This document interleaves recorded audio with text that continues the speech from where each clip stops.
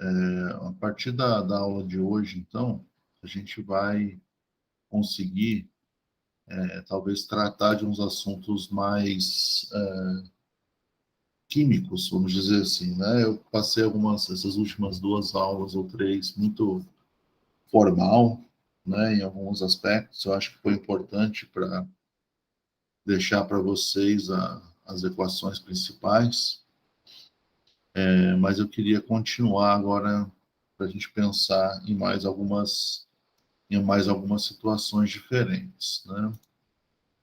Deixa eu só fazer um teste aqui antes da gente antes da gente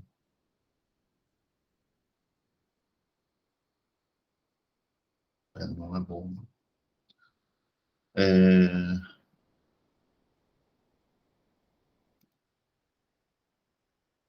Antes da gente continuar,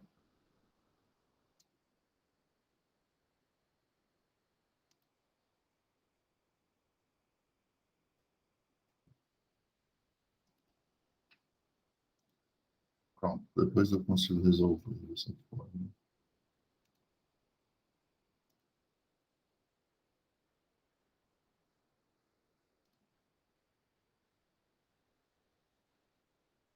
Então, se eu colocar aqui uma, uma janela para a gente fazer alguns lembretes, né? Então, a gente já discutiu bastante a respeito das energias de Gibbs e de Helmholtz, mas é importante a gente pensar em alguns aspectos, né? Então, a gente pode lembrar, vou focar mais na energia de Gibbs, né, que a gente usa mais diretamente. Então, a gente vai lembrar sempre que o ΔG, para um processo qualquer, seja o que for, ele vai ser, ele é sempre menos T ΔS total, para qualquer processo. Então, se eu tiver um processo qualquer acontecendo, eu posso pensar que, se aqui for kJ por mol essa unidade, né? T ΔS vai ter como unidade kJ por mol. E aqui eu defini uma grandeza que a gente pode chamar de andamento do processo. A gente vai dar um nome para isso já já. O nome para isso vai ser a letra grega Xi. Tem uma certa semelhança com epsilon, mas é mais usual nos livros usar o Xi. O que acontece? Se a gente tiver uma situação inicial, eu vou pôr ela aqui, ao invés de colocar no eixo, para não confundir, e uma situação final, então a gente tem aqui início e a gente tem fim, né? O que a gente sempre faz, quando a gente está calculando aqui um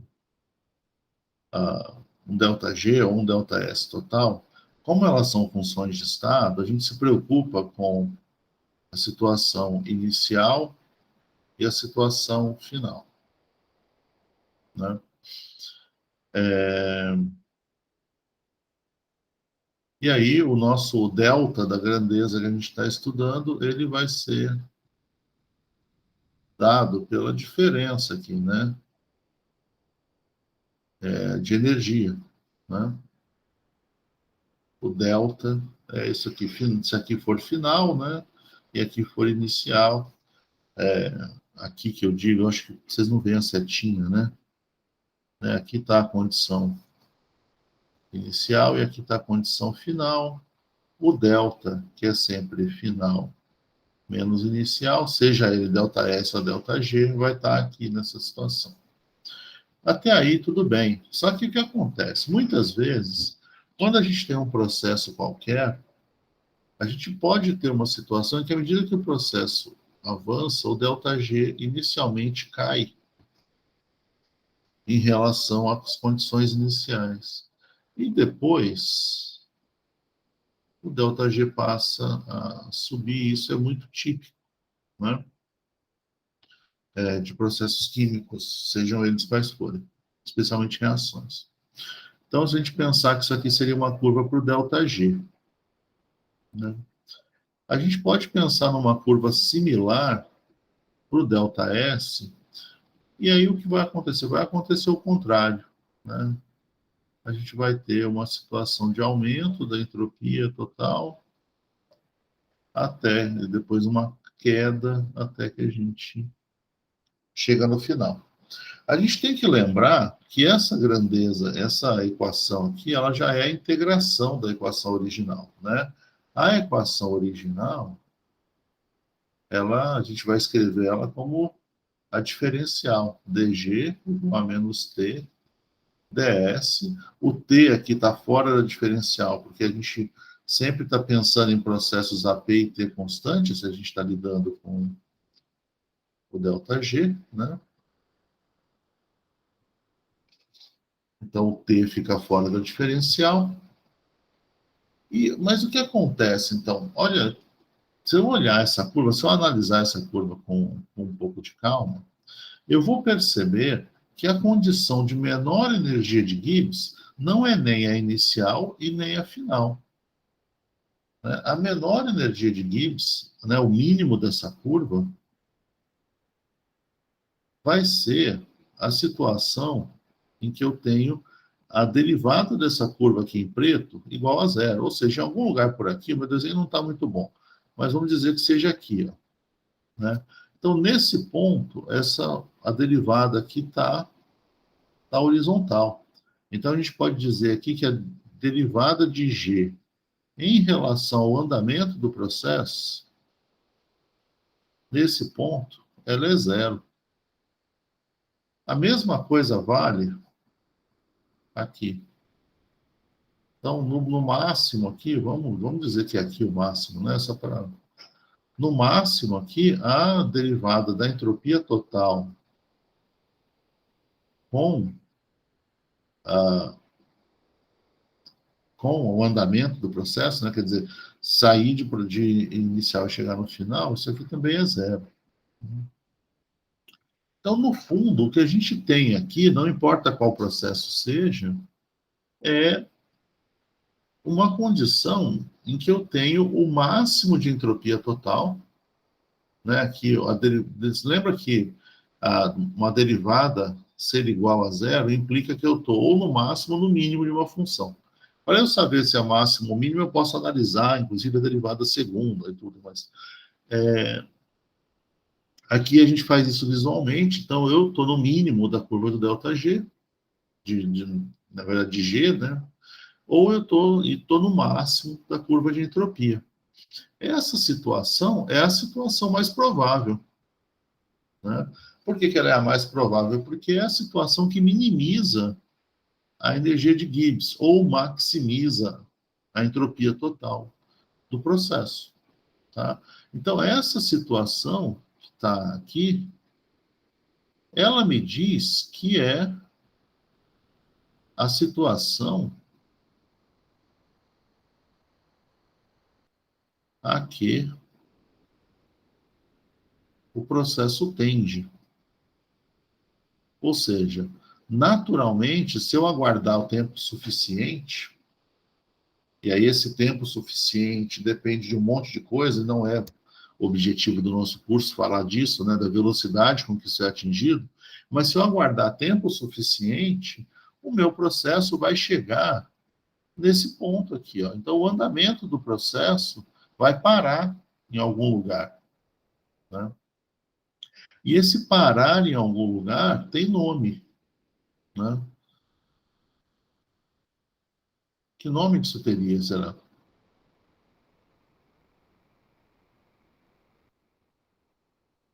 Equilíbrio? Equilíbrio, exatamente.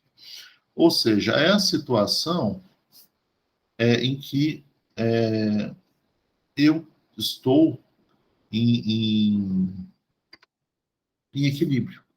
Aí pode ser equilíbrio químico, pode ser um monte de coisa, né? Deu algum pau aqui. Espera aí. Vocês estão me ouvindo, né? Então, isso aqui é exatamente isso, né? Isso aqui é a condição de equilíbrio. E essa condição de equilíbrio ela é muito relevante para a gente. Agora sim, a gente pode dizer, né? Vocês podem não concordar que nada que eu falei era relevante até agora, mas isso aqui é relevante para a gente. A gente conhecer as posições do equilíbrio químico, são relevantes para qualquer químico. Né? Então, uma coisa que a gente vai fazer a partir de agora é pensar um pouco nessas situações de equilíbrio. Tá? Então, a gente vai primeiro falar de equilíbrio entre fases de um sistema,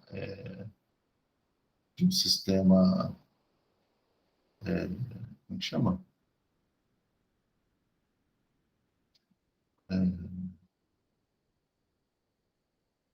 Um sistema puro, consegui lembrar. E, mais depois a gente vai trabalhar com, né, a nossa última parte do curso vai falar sobre equilíbrio químico. Né? Essa é a ideia. A gente vai falar um pouquinho de misturas, né? Depois que a gente falar de sistemas puros, e por fim, a gente vai falar de equilíbrio químico. E tudo isso vai ser visto com mais detalhes na disciplina de equilíbrio cinético. Tá bem? Então, lembrando disso aqui, deixa eu ver se eu consegui abrir o arquivo direito. Lembrando disso, a gente vai definir uma grandeza que ela é, na verdade, bastante relevante, apesar de ter um nome que talvez vocês ainda não tenham ouvido falar. Para isso, eu preparei alguns slides para facilitar a nossa conversa. Tá? Então, a partir daqui que me interessa, né? Posso ocultar isso aqui. Aí, se vocês perceberem alguma instabilidade no sinal, me avisem, tá? Mas a ideia aqui, então, é a gente passar a usar uma grandeza que chama potencial químico. E o potencial químico, para uma substância pura, né? Então, para substâncias puras, que é o nosso objetivo agora, ele tem uma definição bastante simples, né? Ele tem um nome especial, mas o potencial químico para uma substância pura, ele é a energia de Gibbs molar. Então, o G molar, lembra que a gente calculou já a entalpia molar, a gente já calculou a entropia molar, calculamos todas essas grandezas. Isso aqui foi convertido de uma unidade, então tem umas coisas que eu vou corrigindo, né? O G molar é a energia de Gibbs dividido pelo número de mols.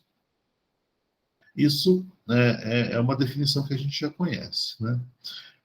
A energia de Gibbs molar, ela vai ser chamada de potencial químico. E para ela, a gente vai dar a letra grega μ. Tá?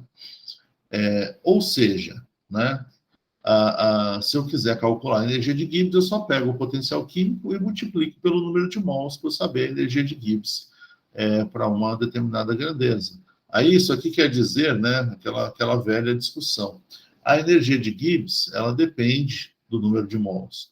A energia de Gibbs molar, né, o potencial químico é independente do número de mols.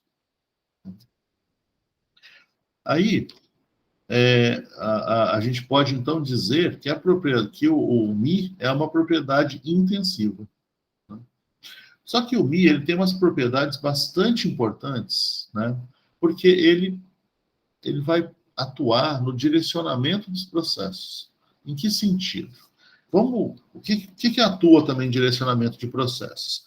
Temperatura e pressão atuam em direcionamento de processos. Por quê? Olha só. Vamos dizer que eu tenho aqui, né, um recipiente qualquer que tem aqui o lado 1 e o lado 2. E esse recipiente ele tem uma parede que separa desses dois compartimentos, o 1 e o 2. Né? E eu posso mudar essa parede aqui, as propriedades dessa parede, como eu quiser. Vamos dizer inicialmente que eu permito que essa parede transmita só calor. Só pode haver transferência de energia na forma de calor. Né? Se, por algum motivo, a temperatura do lado 1 for maior que a temperatura do lado 2, ou seja, 1 é mais quente que 2, o que vai acontecer? O que vai acontecer é que eu vou ter transferência de energia na forma de calor de 1 para 2. A gente já cansou de ver isso aqui no nosso curso. Tá? Então, essa é a forma da temperatura direcionar processos. Se eu tenho uma variação de temperatura entre dois sistemas, eu tenho uma transferência de energia de um sistema para o outro, sempre da maior temperatura para a menor temperatura. A pressão, vamos dizer agora que eu troco essa parede e agora eu permito que essa parede seja móvel, ela se mova, né? E aí a única forma de trocar energia por essa parede seria pelo movimento dela. Se, nessa situação, a pressão do lado 1 for maior que a pressão do lado 2, o que vai acontecer? A parede que está numa determinada posição, se ela for móvel, ela vai se mover no sentido de diminuir a pressão em 1 e aumentar a pressão em 2. Isso vai acontecer enquanto tiver diferença de pressão. Né? Então, você vai movimentar essa parede. Né? Então, a forma da pressão direcionar processos é essa. Né? Então, você tem uma movimentação mecânica. Né? Então, você vai ter aqui, não está escrito aqui direito, mas você vai ter a realização de trabalho. Né? E como que o potencial químico funciona? O potencial químico,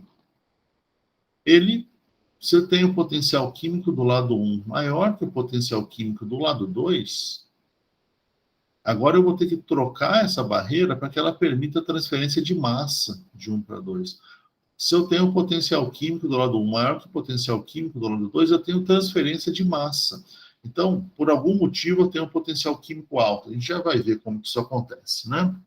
Do lado 1, o que vai acontecer, né, se o potencial químico de 1 for maior que o de 2, eu vou ter a transferência de massa de 1 para 2. Né?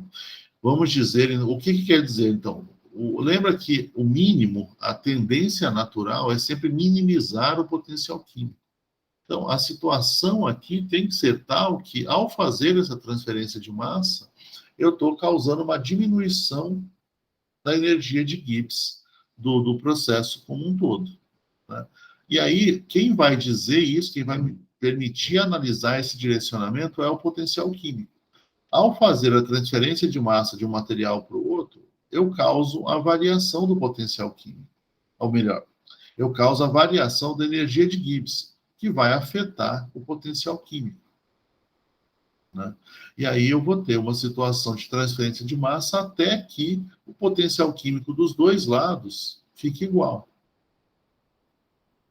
Tá? Então, o potencial químico, se a gente parar e analisar as consequências disso, quer dizer, por exemplo, que se eu tenho uma fase, eu tenho duas fases, seria sistema 1 e sistema 2 para a água. O sistema 1 poderia ser a água sólida, por exemplo, gelo, né? E a parte 2 seria a água líquida. Se por algum motivo, a gente vai ver como que isso acontece, o potencial químico do sólido for maior que o potencial químico do líquido, a tendência natural é que haja transferência de massa do sólido para o estado líquido. Então, você vai diminuir a quantidade de sólido e aumentar de líquido até que o potencial químico das duas fases se iguale. Caso o potencial químico do sólido seja muito alto em comparação ao do líquido, pode ser que praticamente todo o sólido se transforme em líquido, ou todo o sólido se transforme em líquido, a depender das condições. Né? É isso que a gente vai analisar e é essa que é a importância do potencial químico. Numa reação química, quer dizer que se os reagentes forem 1 e os produtos forem 2, vai haver transferência de massa dos reagentes para os produtos até que o potencial químico de reagentes e produtos se iguale. Tá? Ou seja, a diferença de energia de Gibbs entre inicial e final até que ela seja zero, né? Quando houver igualdade entre os dois componentes, né? Tá ok? A gente faz isso aqui e eu estou enfatizando que essa definição vale para substâncias puras, porque a gente vai precisar melhorar essa definição quando a gente tiver em misturas, tá? Então aqui, por enquanto, a definição é muito simples. Ela vai precisar ser complementada quando a gente for falar de misturas. Bom, se eu agora me fixar nesse papel do potencial químico, então eu tenho a transferência de massa de 1 para 2, porque o potencial químico de 1 é maior que o potencial químico de 2, certo? Bom, o ΔG, durante esse processo, né, então, está acontecendo o processo de transferência de massa de 1 para 2. Quanto que, num determinado ponto, eu posso pegar uma fotografia daquela situação, tem o início, eu pego uma fotografia do meu sistema em algum momento, né? Eu posso calcular o ΔG que aconteceu do lado 1, né, aqui, calculando o ΔN, quer dizer, quanto de material passou de 1 para 2. Né?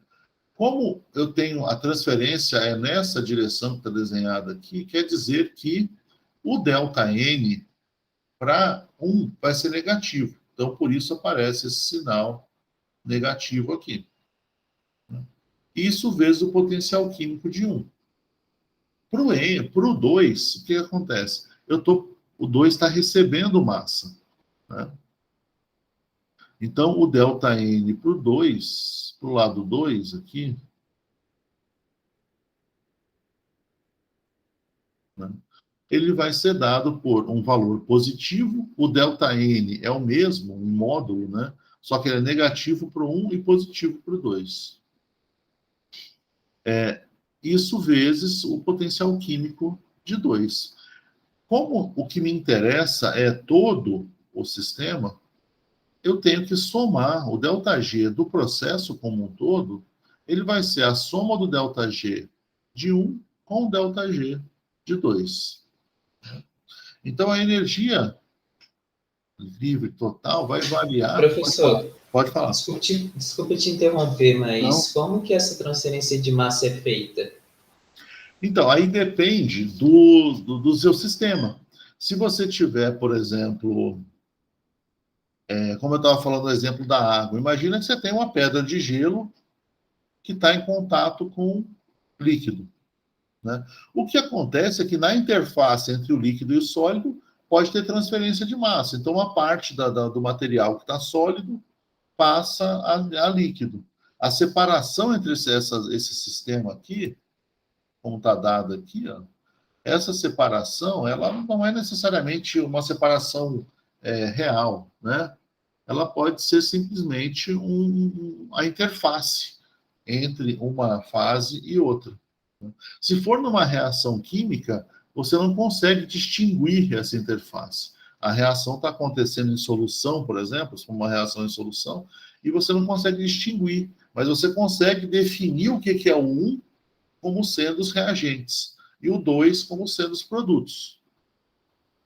Então, essa interface é bem flexível, ela não necessariamente é uma barreira, mas pode ser também, tá? Por exemplo, em osmose.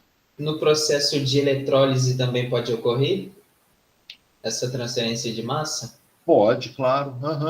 Você pode fazer, por exemplo, na eletrólise, se você está consumindo um material, você vai ter a transferência de massa, por exemplo, se você está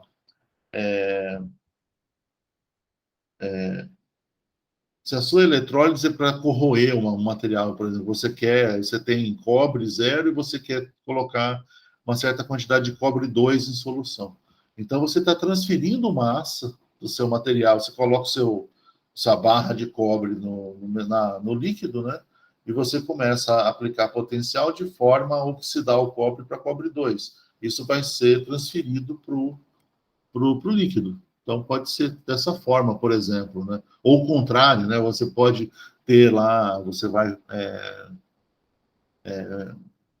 quer depositar cobre 2, que está em solução, na forma de cobre 0 sobre o eletrodo. Então, você tem transferência de massa de cobre da solução para o seu material. Pode sim. Era essa a dúvida? Era sim, professor. Muito obrigado. Não por isso. Pode me interromper à vontade, tá? Eu falo um pouco rápido e às vezes eu tenho a impressão que eu falo rápido o suficiente para vocês acharem que não tem abertura para falar, mas é só abrir o microfone e falar que eu paro, tá bom? Então, continuando daí, se eu calcular a energia livre total, a variação total, eu tenho que somar, né? A variação da energia de Gibbs para o processo como um todo é a soma do que acontece com um dos componentes com o que acontece com o outro componente, né? Então, eu posso somar esse ΔG1 com ΔG2. Eu vou colocar aqui os dois simplesmente, né, nessa soma. Então, aqui eu fico com o ΔG1, que é menos μ ΔN, e o ΔG2, que é mais μ ΔN. Lembra que a origem do sinal está no fato de que eu estou, por causa do jeito que eu escrevi aqui a minha situação, né? Eu diminuo a quantidade de 1 e aumento a quantidade de 2. Então, o ΔN é o mesmo, mas com sinal negativo. Né? O ΔN é o mesmo em módulo, mas com sinais invertidos. Aí, se eu continuar por esse caminho, né, como o ΔN é o mesmo em módulo, eu posso colocar ele, obviamente, né, em evidência.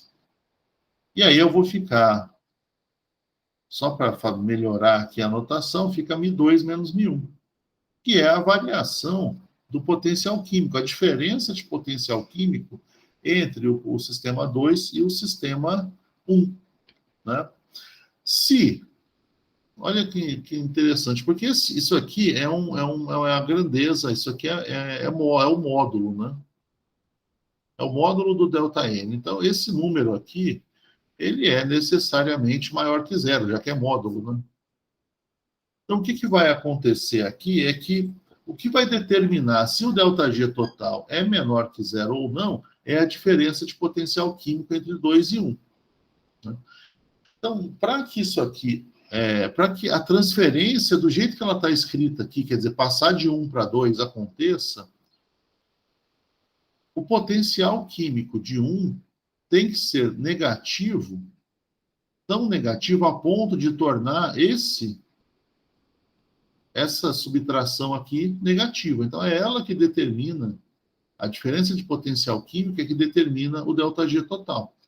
Então, se μ1 for muito negativo, a ponto de que μ2 menos μ1 seja menor que 0, o ΔG é menor que 0, então a transferência de massa acontece na direção que eu escrevi, né, dessa setinha vermelha que está aqui em cima.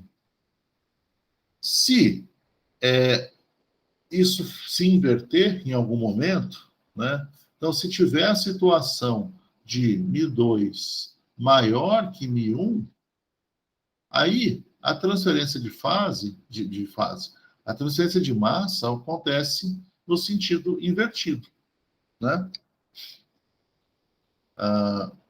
Aqui é módulo, né?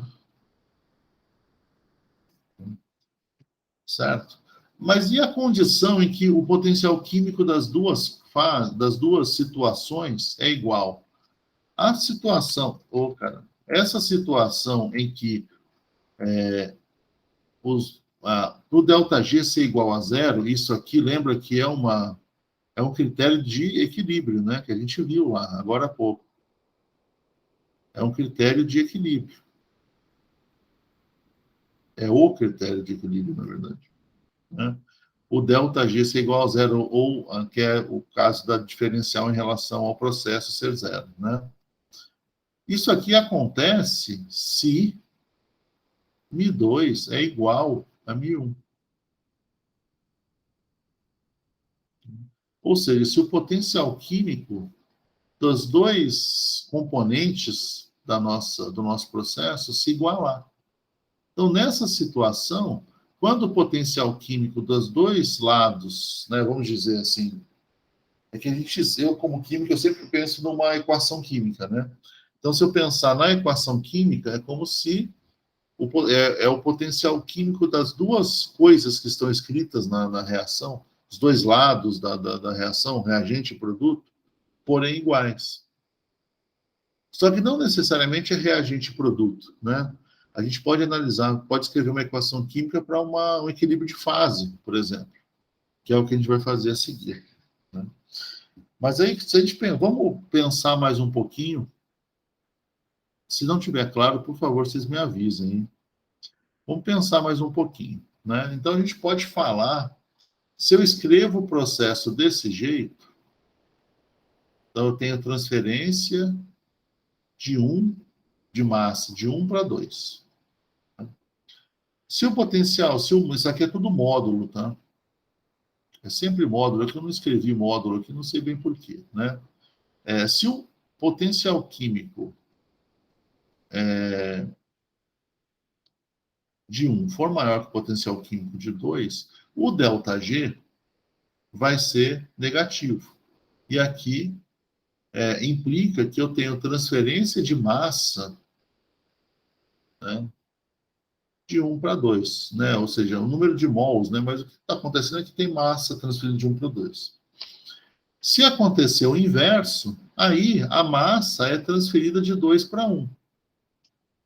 E se o potencial químico dos dois lados for igual, o ΔG é igual a zero, e eu tenho uma situação em que toda a massa transferida para 1 vai ser compensada por uma massa transferida para 2, porque você tem tendências iguais, né, de transferência. Eu nem escrevi uma seta de equilíbrio aqui, porque a gente ainda não está nesse ponto. Né? Ou seja, a tendência de transferir massa de 1 para 2 é igual à tendência de transferir massa de 2 para 1. Né? E aí, só para a gente ter isso claro, né, o potencial químico ele é uma expressão da energia de Gibbs, ele é a energia de Gibbs molar. Então, ele vai ser igual à entalpia molar menos a temperatura vezes a entropia molar para esse componente 1, por exemplo, você teria μ1 é igual à entalpia molar de 1 menos a temperatura e a entropia de 1, o que quer que seja 1. Né? Para 2, a gente teria uma equação equivalente, ou para quantos componentes a gente tiver numa determinada situação. E quando eu tenho, por exemplo, fases, eu posso considerar cada fase, eu tenho que considerar cada fase presente como um componente. Então, quando eu estava falando lá de água sólida e água líquida, são duas fases diferentes, são dois arranjos, né, duas situações, dois estados de agregação da água diferentes, e, portanto, cada um deles a gente tem que definir o potencial químico, apesar de eles serem do mesmo material, mas eles estão em estado de agregação diferente. Então, a gente tem que pensar sempre nisso, né? Então, a gente vai definir. Então, quando eu igualo, né, essa situação aqui, ó, de igualdade de potencial químico, que resulta num ΔG igual a zero e, portanto, tem relação com o equilíbrio, ela é muito importante. É essa expressão aqui que a gente usa para resolver praticamente todos os problemas que a gente vai se deparar daqui para frente. Né? Então, quando eu quero calcular qualquer coisa em equilíbrio, eu tenho que definir o que é 1 e o que é 2, igualar o potencial químico dessas duas grandezas, né? Desses dois componentes, e a partir de considerações sobre essa igualdade do potencial químico, eu vou ter condições de analisar a situação de equilíbrio para um determinado processo químico. Tá ok? Por enquanto?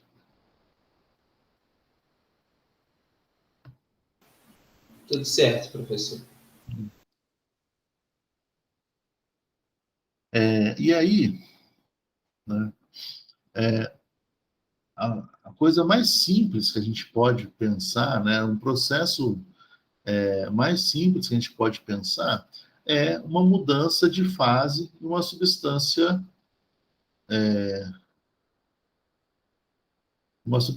pura, né? Aí, primeiro, a gente precisa definir o que é fase, né? Então, a fase, ela é a forma da matéria que é homogênea, tanto em composição química como em estado físico. Estado físico aqui, a melhor forma de definir isso aqui é estado de agregação. Porque o estado físico, ele é definido em uma boa parte da literatura, como sendo as propriedades PVT-N, né, de um material. Né? Quer dizer, número de mols, pressão, volume e temperatura de material define o estado físico. Mas o estado de agregação é o que a gente conhece lá, sólido,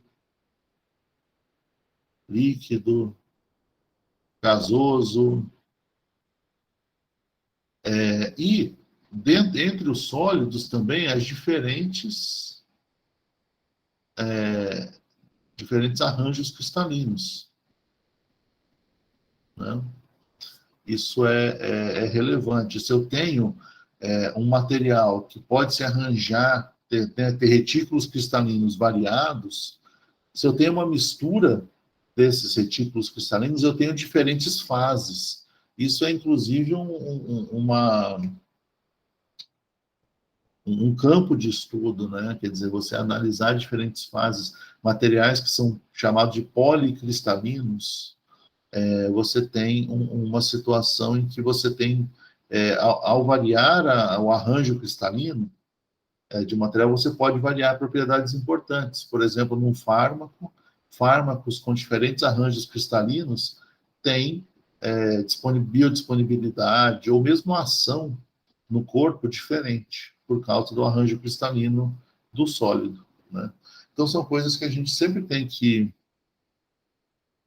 pensar, e cada um desses arranjos cristalinos, eles são fases diferentes, né? A gente vai ver alguns poucos exemplos disso, né? A transição de fase é quando eu tenho a conversão espontânea,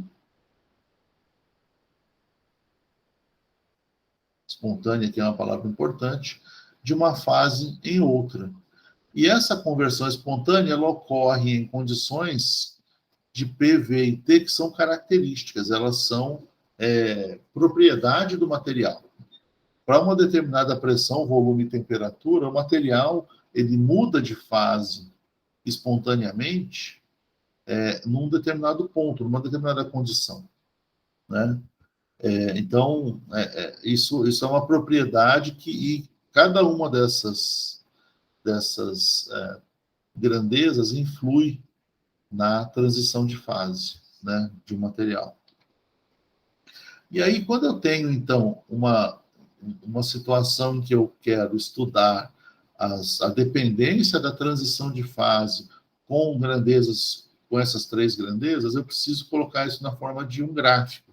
Tem que fazer um diagrama para entender essa variação a partir dos dados experimentais. E esse gráfico é chamado de diagrama de fases, né? O diagrama de fase, ele que representa a relação entre as fases de uma substância, de uma forma que é chamada de concisa, no sentido de que, ao olhar no diagrama de fase, se você entende o que cada uma das linhas representa, você consegue, de forma muito simples, determinar a posição de transição de fase e quais as fases que são mais estáveis em determinadas condições. Então, ele representa de forma concisa as transições de fase em função de propriedades físicas. A gente vai sempre analisar PVT, né? Pressão, volume e temperatura, que são as propriedades físicas que a gente lida o tempo todo, né? A gente não está falando aqui de número de mols, porque a gente está pensando que a gente não está perdendo material para o ambiente. Isso complica tudo, né? Se a gente for analisar isso também, né? Então, o que a gente tem que entender aqui é como que a gente pode, né, considerando as fases do material, entender essas transições de fase. Onde, né, como que elas acontecem, como é um pouco complicado, mas onde, né, as condições para que elas aconteçam, a gente pode analisar, e como que a gente pode analisar também um diagrama de fases, né, e a partir dele, ter informações sobre o material. E outra coisa que nós vamos fazer é formas de esboçar, da gente obter expressões analíticas que permitem a gente ter uma ideia do diagrama de fase a partir dessas equações, né?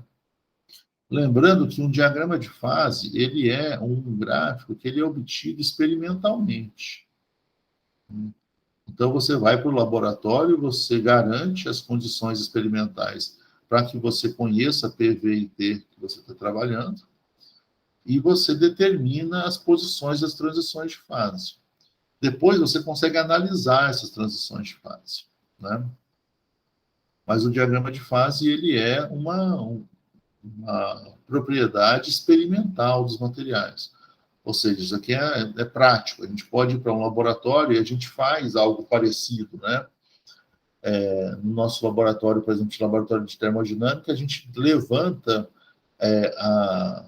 a temperatura de ebulição de uma substância em função da pressão a que ela está sujeita, por exemplo, mantendo o volume do material constante, ou seja, o volume de material está constante ali, né? Então, a gente consegue determinar a temperatura de ebulição para diferentes pressões. Isso é uma propriedade do material. E, a partir dessa determinação, a gente consegue achar grandezas relevantes para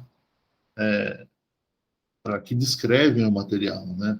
No laboratório de termodinâmica, geralmente, a gente faz para etanol, né? Mas você pode fazer para uma infinidade de materiais. A gente faz etanol porque a gente sabe que didaticamente faz sentido, né?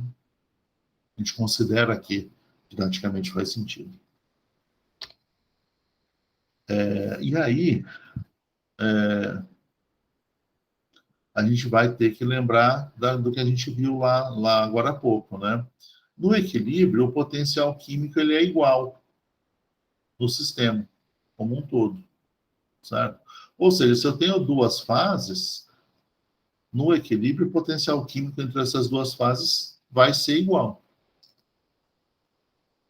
né?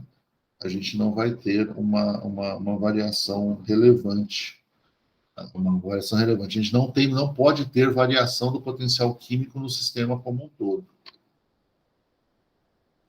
Então, a gente pode partir disso e a gente pode afirmar com tranquilidade que para duas fases, alfa e beta,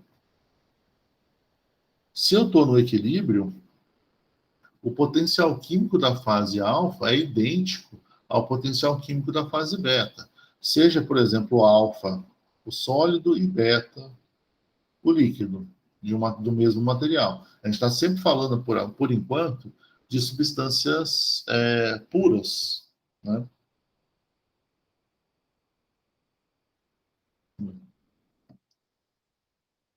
Ok? E aí, o que a gente vai... Então, o que a gente pode agora, lembrando de novo daquela nossa discussão agora há pouco, né? Se o potencial químico entre duas fases, por exemplo, sólido e líquido, forem idênticos, ou seja, forem iguais, sólido e líquido coexistem. Se o potencial químico da fase sólida é maior que o potencial químico da fase líquida, lembra que isso quer dizer que eu tenho transferência de massa do maior potencial químico para o menor. Então, o sólido que houver, a tendência é que ele sofra liquefação. Então, a predominância, ao fim do processo, vai ser da fase líquida. A predominância muitas vezes implica em que toda a substância vai se transformar para a fase líquida. Né? Por outro lado, se o potencial químico do sólido for menor que o potencial químico do líquido, e aqui não é o módulo, aqui já é a grandeza mesmo, né? Menor que o potencial químico do líquido, quer dizer que, caso haja as duas fases inicialmente, o líquido que tiver no sistema vai tender a se solidificar. E no equilíbrio, vai haver predominância da fase sólida. Ou, muitas vezes acontece, todo o líquido vai se solidificar. Tá? Então, olha só que interessante, né? Se eu quiser saber, né, quando eu tenho essa igualdade, é quando eu tenho a transição de fase, quer dizer, é a situação. Se eu tenho fora dessa condição, ou o potencial químico do sólido é maior ou menor que o potencial químico do líquido. Então, existe uma condição de igualdade e muitas condições de desigualdade entre potencial químico. Para uma determinada temperatura, pressão, e aí a gente também tem que pensar no volume molar aqui, mas só está representado os dois. Para uma determinada condição de temperatura e pressão, existe uma situação em que há igualdade entre essas duas grandezas e as outras em que um dos dois potenciais químicos vai ser maior. Ou seja, uma das duas fases vai predominar. Então, se eu determinar uma dessas coisas, eu sei as outras, certo? Se eu determinar qual é o ponto de igualdade, eu sei te dizer que, então, para temperaturas abaixo, eu vou ter um comportamento, para temperaturas acima, eu vou ter outro comportamento do meu material, tá? Para a gente entender isso um pouco melhor, a gente vai precisar relembrar as grandezas, né? Algumas das nossas equações, para que a gente seja capaz de determinar essa situação aqui, tá? Então, qualitativamente, é isso que a gente precisa fazer. Então, a gente vai partir agora para achar algumas dessas condições, tá bem? Tá claro?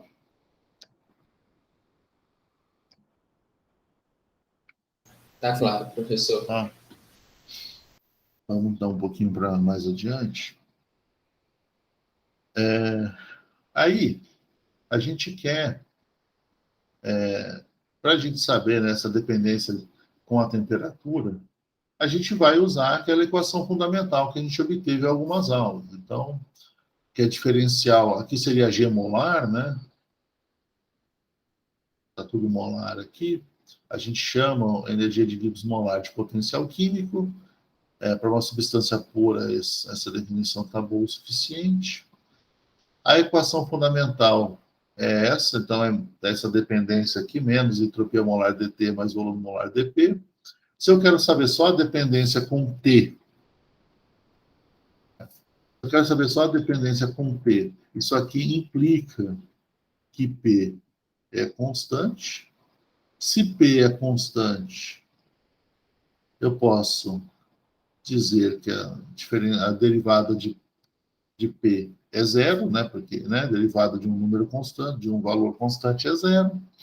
Então, eu vou ficar com uma expressão que é essa, né? A diferencial do potencial químico a P constante é menos SM dt, que eu posso reescrever da forma que está aqui, né? Então, del mi, del T, então eu vou fazer agora a diferencial de potencial químico em relação à temperatura, ficou simples, né? Desde que eu garanta que P é constante, dá para a gente menos a entropia molar, né?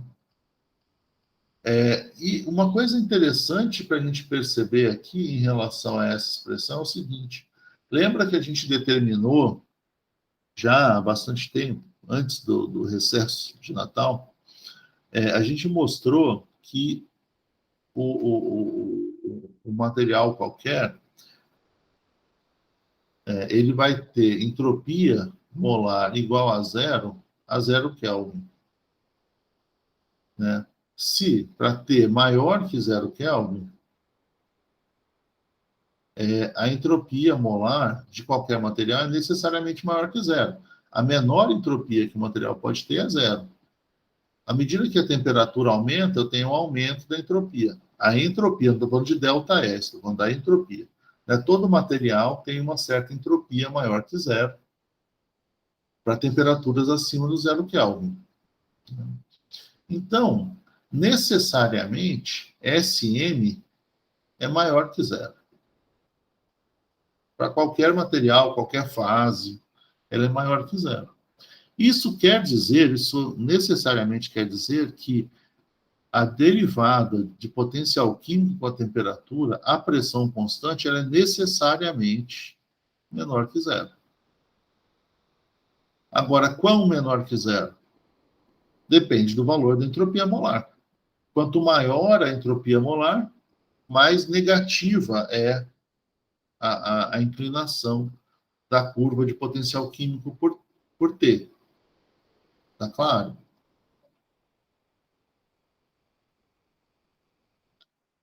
Né? Isso aqui é basicamente a terceira lei da termodinâmica, né?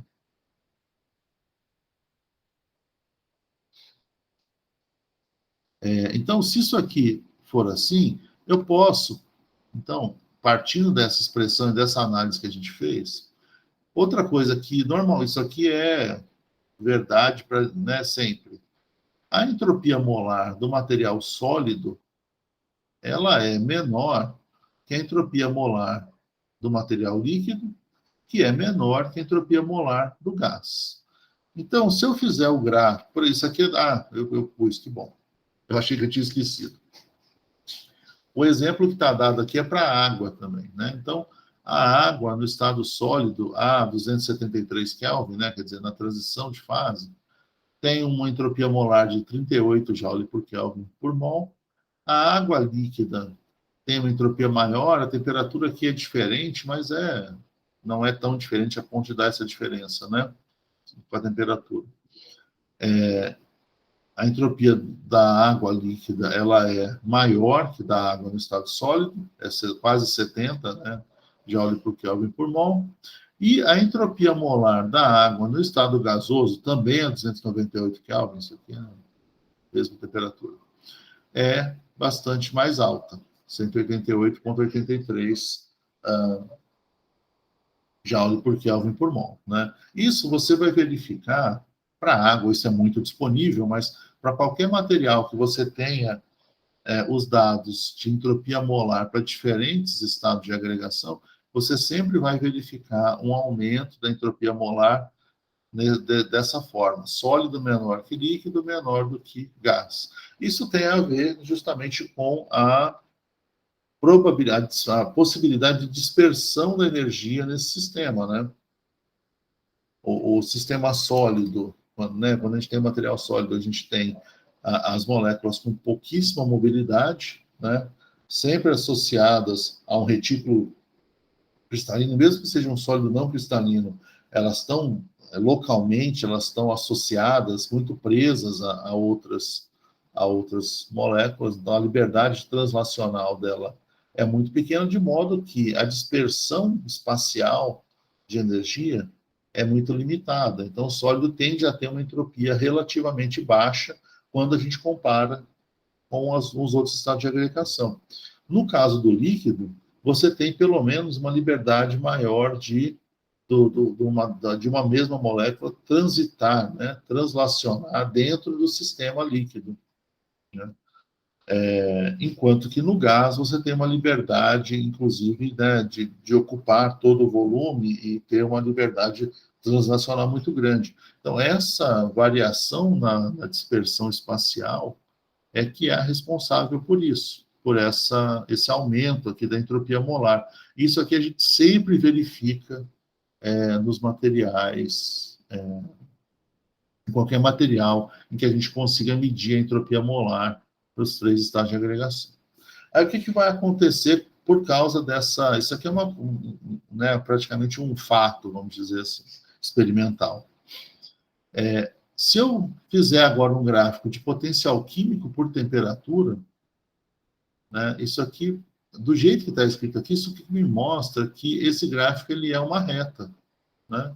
Eu vou ter uma reta, né, então, porque a minha derivada deu uma constante, né? Então, esse gráfico aqui era de uma reta, né, de primeiro grau. Então, se eu fizer um gráfico de μ por t, eu vou ter necessariamente um valor de uma reta com coeficiente linear negativo, que tem como coeficiente angular, desculpa, um coeficiente angular negativo, e esse coeficiente angular ele vai ser menos a entropia molar do material. Certo? É isso aqui que essa expressão está me dizendo. Né? Então, se eu fizer isso para sólido, μ por t, para o sólido, eu vou ter uma certa inclinação, e essa inclinação tem um certo valor que não é muito grande, porque o sólido é o que tem o menor valor de entropia molar. Se eu fizer a mesma coisa para o líquido, eu vou ter essa variação também verificada, só que pela equação, isso quer dizer que eu devo ter uma reta, e aqui é a entropia molar do líquido, menos, né? A entropia molar aqui seria esse coeficiente angular aqui seria menos a entropia molar do sólido. E se eu fizer a mesma coisa para o gás, aqui agora eu tenho um coeficiente angular bastante alto, que seria menos a entropia molar do gás. Então, percebe que, à medida que a temperatura vai aumentando para cada uma desses estados de agregação, eu vou perceber uma mudança no potencial químico diferente para cada uma das fases. Né? Eu vou ter uma mudança muito brusca para o gás e vou ter uma mudança bastante mais suave para o sólido. Né? Por exemplo, se eu juntar esses 3 gráficos, eu fico com um gráfico assim. Né? Então, o que acontece? Então, vamos colocar aqui para temperaturas baixas inicialmente. Né? Eu tenho um certo potencial químico para o sólido, aqui vamos dizer que eu estou perto do 0 Kelvin, né? Eu estou numa temperatura muito baixa. Eu estou numa temperatura... Eu estou com o potencial químico em relação à temperatura para o sólido, ele está aqui. Para o líquido está representado por essa curva, para o gás está representado por essa, mas percebe que para o líquido eu tenho aqui um prolongamento, né? Essa curva tracejada aqui, para o gás também um prolongamento. Se eu pegar para o sólido aqui, eu também posso fazer um prolongamento para essa curva, né? Vai ser mais ou menos essa cara aqui para o líquido, a mesma coisa. O interessante aqui é a gente perceber o seguinte: à medida que a temperatura vai aumentando, o sólido, o potencial químico do sólido vai caindo, ou seja, ele fica cada vez mais estável. Só que para o líquido, essa variação é muito mais brusca, né? Muito maior. Só que o líquido começou com potencial químico lá em cima, né? E o gás mais ainda, né? Chega numa determinada temperatura que o potencial químico das duas, do sólido e do líquido, do sólido e do líquido se iguala. Essa temperatura que está dada aqui. Né? O que é essa temperatura? Quando eu tenho a igualdade de potenciais químicos, eu tenho o equilíbrio entre as fases. Então, aqui, eu tinha um sólido que, se eu olhar aqui a curva do líquido de potencial químico, o sólido tinha o menor potencial químico dos três estados de agregação. Então, o sólido era, o potencial químico do sólido era menor que o potencial químico do líquido, vou pôr entre parênteses aqui, potencial químico do gás. Ele era menor que o potencial químico das outras duas fases. Então, nessa região de temperaturas abaixo dessa temperatura em que tem igualdade de potencial químico com líquido, o sólido é a fase mais estável. Só que para temperaturas acima dessa temperatura em que essa igualdade foi atingida, o líquido é a fase que tem o menor potencial químico. Então, nessa região aqui, o potencial químico do líquido é menor que o potencial químico do sólido e que o potencial químico do gás. Ou seja, nessa situação, a partir dessa temperatura, a fase mais estável, ou seja, a fase que tem o menor potencial químico, é o líquido. Então, se eu colocar, né, nesse intervalo, para uma temperatura aqui qualquer, se eu pegar essa substância sólida, pego uma quantidade desse material sólido e mergulho em contato com o líquido, naturalmente vai haver transferência de massa do sólido para o líquido. Ou seja, existe a fusão. Né? Nessa temperatura em que há igualdade entre os potenciais químicos, é difícil fazer um círculo pequeno, ele não deixa. Nessa situação, nesse ponto aqui exato em que há igualdade entre os potenciais químicos, eu tenho justamente a temperatura de transição de fase. Aqui seria a temperatura de fusão. Né? Para temperaturas acima da temperatura de fusão, o líquido é a fase mais estável. Para temperaturas abaixo da temperatura de fusão, o sólido é a temperatura, é o estado de agregação mais estável. Como que eu determino isso? Então, como é que eu faço? Eu tenho que achar, para uma determinada pressão, qual é a temperatura em que o potencial químico das duas fases se iguala. E isso vai depender das propriedades de cada material. Tá? Agora, se eu continuar avançando aqui na temperatura para esse material, o potencial químico do sólido ele continua caindo, só que ele cai mais lentamente que o líquido e muito mais lentamente que o gás. Né? Então, se eu continuar avançando, o potencial químico do líquido vai baixando, só que aí o potencial químico do gás, que estava lá em cima inicialmente, vem caindo muito bruscamente, né, com a temperatura, e ele acaba, numa outra temperatura, se igualando ao potencial químico do líquido. Certo? Essa situação de igualdade entre os dois potenciais químicos é a temperatura de ebulição. Aqui está TB, que é o T-boiling, né? Porque essa figura eu tirei de algum livro em inglês. Né? Então, eu passo a ter aqui a ebulição. Para temperaturas acima da ebulição, gás é a fase predominante. Para temperaturas abaixo, líquido, né, é predominante. E aí tudo que a gente discutiu antes vale, né? Se eu coloco o líquido numa temperatura acima de TB, né, numa situação como aqui, por exemplo, naturalmente vai haver transferência de massa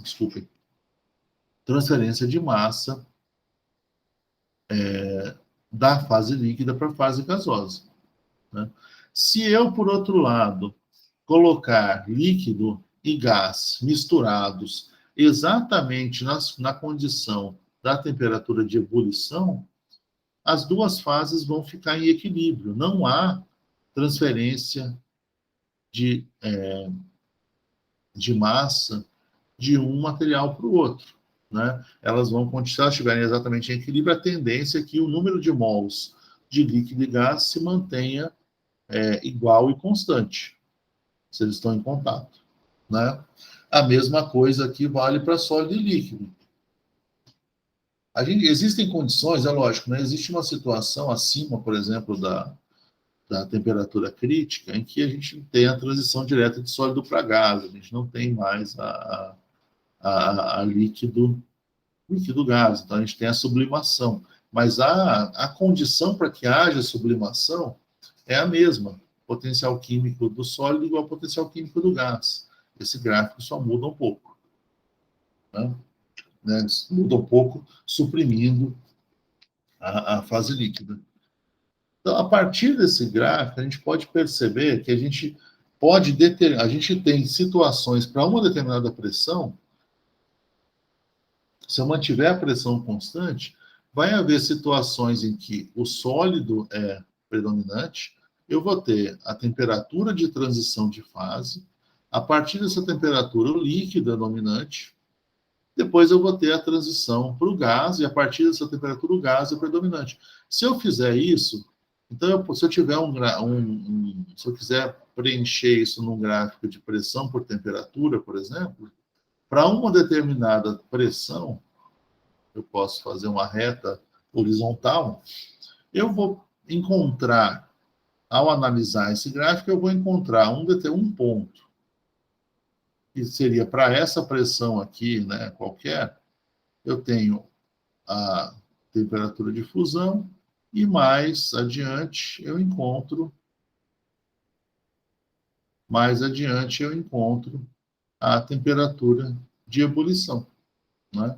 Se eu mudar a pressão, se eu passar a pressão para um outro ponto, esses valores, esses valores vão mudar também, né? Para cada pressão, eu vou ter valores de temperatura de fusão e de ebulição diferentes para o material. Isso aqui tem relação com as propriedades termodinâmicas desse material. A partir, então, da análise desse gráfico, a gente pode achar um diagrama. Isso aqui seria um diagrama de fases, né? A gente já vai ver mais sobre isso daqui a pouco. Ou, provavelmente, na próxima aula. Tá? E aí, só para a gente encerrar, eu vou começar a falar um pouquinho. Ficou claro até aqui? Eu vou começar a falar um pouquinho. Deixa eu ver aqui, que eu estou começando a achar aqui. Eu não perdi vocês, não, né? Não, estamos ouvindo. Não, tá. Então, só para a gente continuar, se eu pensar agora na outra dependência importante para a gente, que seria a dependência do potencial químico com P, isso aqui implica em T constante. Se implica em T constante, essa derivada aqui é zero, e aí eu vou ter que a dependência do potencial químico com a pressão para a temperatura constante é o volume molar, né? De novo, volume molar também não existe volume negativo, né? Então, o volume molar de qualquer material, ele é maior que zero. Então, essa variação do potencial químico com a pressão, ela vai ser sempre positiva. Então, se eu aumento a pressão sobre o material, eu necessariamente aumento o potencial químico desse material. Agora, quanto que aumenta, aí depende do valor do volume molar, né, que é a propriedade de cada material e de cada estado de agregação do material também. Então, né, como eu falei, para completeza, né, então, del mi, del P até constante é sempre maior que zero.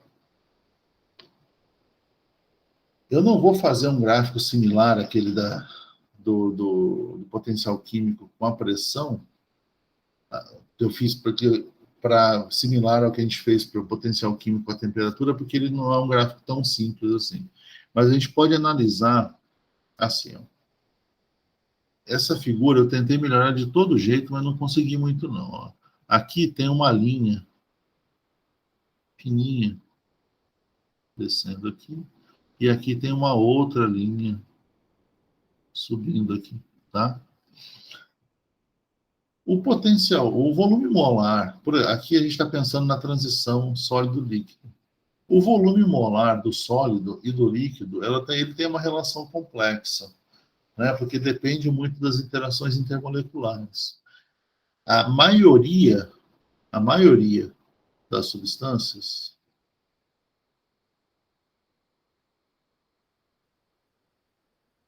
eu posso falar sem sombra de dúvida, a maioria das substâncias tem o volume molar do sólido menor que o volume molar do líquido, ou seja, quando o material solidifica, ele encolhe um pouquinho. Tá? Isso é o que acontece com a maioria das substâncias. Ou seja, nesse sentido, a dependência do potencial químico com a pressão de um sólido é menor que a dependência do potencial químico com a pressão para o líquido. O líquido é mais compressível, vamos dizer assim. Ele muda mais o volume molar com a pressão e isso causa uma variação maior de potencial químico. Então, se eu tiver aqui na temperatura de fusão, aquela temperatura de fusão que a gente viu ali no gráfico de trás, se for esse valor aqui, ó, né, para uma pressão baixa, vamos dizer que está na pressão atmosférica. Se eu aumentar a pressão, a variação de potencial químico para o sólido, ela vai ser pequena, ela vai ser esse valor aqui dado por essa setinha, né? Porque o volume molar do sólido é menor do que a variação que a gente vai observar para o líquido, porque o volume molar do líquido é consideravelmente maior. Então, quando eu passo da pressão baixa para a pressão alta, eu tenho essa variação de potencial químico aqui no líquido, né? Ele sai daqui e vem parar aqui em cima. Quando isso acontece, né, ao aumentar o potencial químico do líquido muito em relação ao sólido, para que haja igualdade de potenciais químicos, a temperatura tem que subir mais. Então, ao invés das curvas de potencial químico delas se encontrarem aqui nessa temperatura TF, como o potencial químico do líquido subiu muito, acaba que elas só vão se encontrar numa TF linha que é maior que TF. Então, acontece isso aqui, né? Ao aumentar a pressão, eu aumento a temperatura de fusão com aumento de P.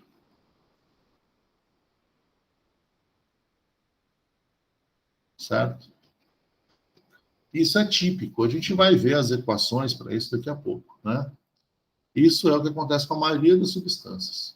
Mas, como eu falei, essa relação é complexa. Existem algumas substâncias, e aí o complicado é isso, existem algumas, e uma delas é o caso é a água, e por isso que a gente acaba analisando essa situação com tanto detalhe. Para a água, o volume molar do sólido, logo na temperatura de fusão ali, é maior que o volume molar do líquido, né? Por causa das interações intermoleculares, o arranjo intermolecular no sólido faz com que a distância entre as médias das moléculas seja ligeiramente maior do que quando elas estão livres, né, para se movimentar mais. Então, a gente tem um aumento do volume molar com a solidificação. Nesse caso, o que acontece? Se eu saio de uma pressão baixa, o potencial químico para a água, numa pressão baixa, na mesma temperatura, né? E eu passo por uma pressão alta, eu saio daqui e vou aqui para cima. Um valor grande em relação à variação observada para o líquido. Para o líquido, eu saio para uma determinada temperatura, eu saio desse valor e vou para esse daqui só. A mudança é menor. Se a mudança para o líquido é menor, aquela curva que a gente extrapola aqui, né, que eu não consegui pegar direito aqui, aí seria isso aqui, né? A igualdade de potenciais químicos que aconteciam aqui na TF, né, que está dada aqui, ela acaba acontecendo, como o sólido está tendo uma variação, teve uma variação muito maior de potencial químico, um aumento muito maior de potencial químico que o líquido, o que acontece é que a curva do líquido acaba encontrando a curva do sólido em temperaturas mais baixas. E nessa situação, tem uma diminuição.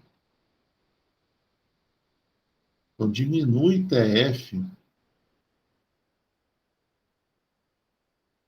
com a pressão.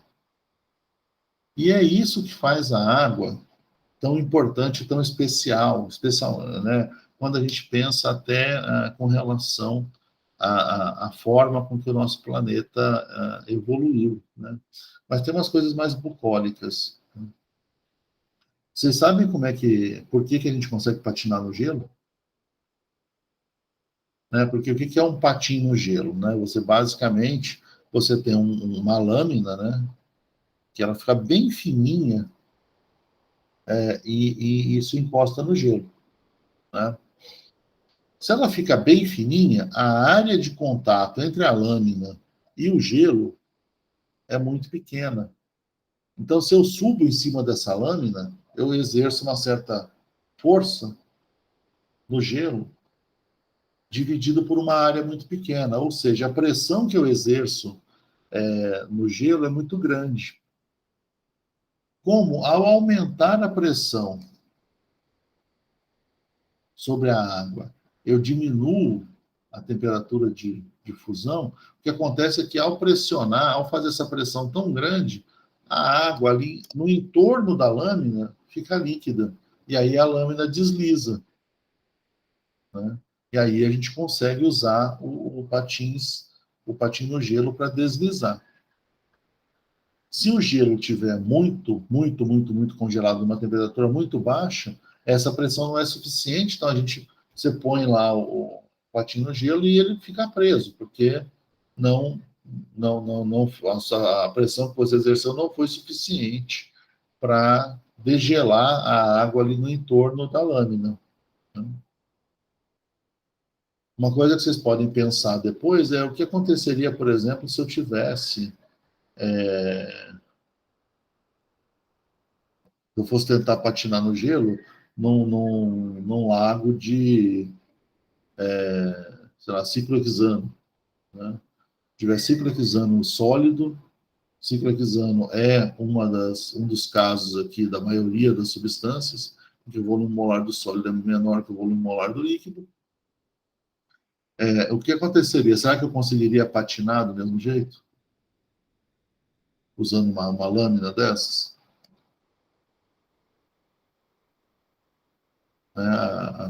E aí depois a gente conversa sobre isso na próxima aula, né?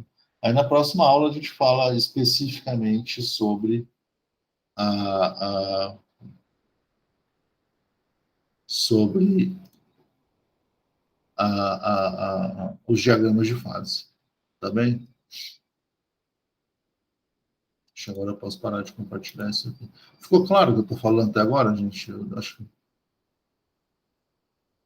Ficou assim, professor. Se eu não me engano, já tem lá na nossa sala as aulas sobre esse tema. E aí a gente continua conversando mais na sexta-feira. Eu vou parar de gravar, tá? Tá ok?